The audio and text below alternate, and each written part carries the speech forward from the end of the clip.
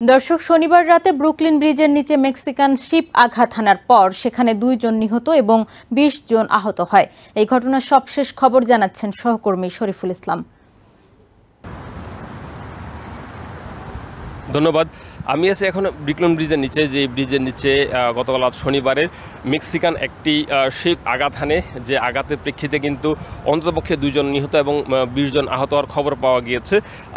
সকাল থেকে কিন্তু এখানকার পরিস্থিতি স্বাভাবিক রয়েছে, যেহেতু গতকাল রাতেই এই দুর্ঘটনা কবলিত শিপটিকে সরিয়ে নেওয়া হচ্ছে এবং সাধারণ যারা যাত্রী ছিলেন তাদেরকে সরিয়ে নেওয়া হয়েছে। সকাল থেকে যেহেতু স্বাভাবিক পরিস্থিতি রয়েছে, আমি কিন্তু দেখেছি যে এখানে এই পথ দিয়ে মূলত সব ধরনের নৌযান চলাচল করতে দেখেছি আমি একটু আগেও। দুর্ঘটনার পরিপ্রেক্ষিতে যেহেতু নদীর তলদেশে তেমন কোনো কিছু অবশিষ্ট নেই, যে কারণে এটিকে স্বাভাবিক একটা চলার পথ হিসেবে আবার দেখা হচ্ছে। আমরা যতটুকু জানতে পেরেছি যে গতকাল রাত শনিবারে মেক্সিকান একটি শিপ মূলত এই ব্রিজটির নিচে দিয়ে যাওয়ার সময় এখানকার যে মাস্তুল আমরা যেটাকে বলি বা শিপের যে উপর অংশ, সেটি কিন্তু ব্রিজের নিচের অংশে আঘাত হানে।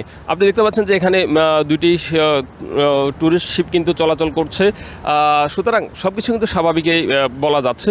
তবে আশ্চর্যের বিষয় হচ্ছে, যেহেতু ব্রিজটির নিচ দিয়ে অন্ততপক্ষে 30 ফিট বেশি উচ্চতা সমৃদ্ধ একটি শিপ কীভাবে যাওয়ার অনুমতি পেয়েছে সেই বিষয়টি কিন্তু স্পষ্ট নয়।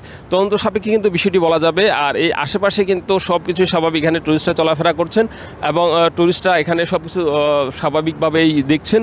এবং একই সাথে ব্রিজের দুই পাশে, ম্যানহাটনের পাশে এবং ব্রুকলিনের পাশে, দুই পাশে কিন্তু আমি সব কিছু স্বাভাবিকভাবে পরিলক্ষিত হতে দেখছি।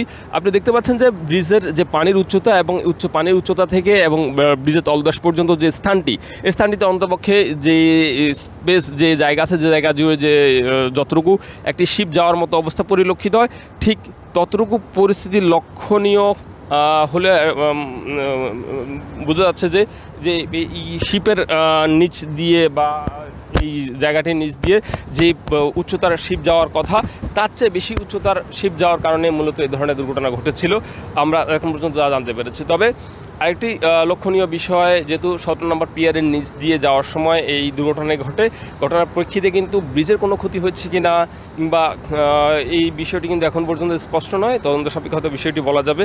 তো আমার কাছে এই ছিল ব্রুকলিন ব্রিজের নিচ থেকে বা ব্রুকলিনের পাশ থেকে সবশেষ তথ্য। নিউ ইয়র্ক থেকে সম্প্রচারিত TVN 24 টেলিভিশন, বিশ্বজুড়ে বাঙালির কণ্ঠস্বর।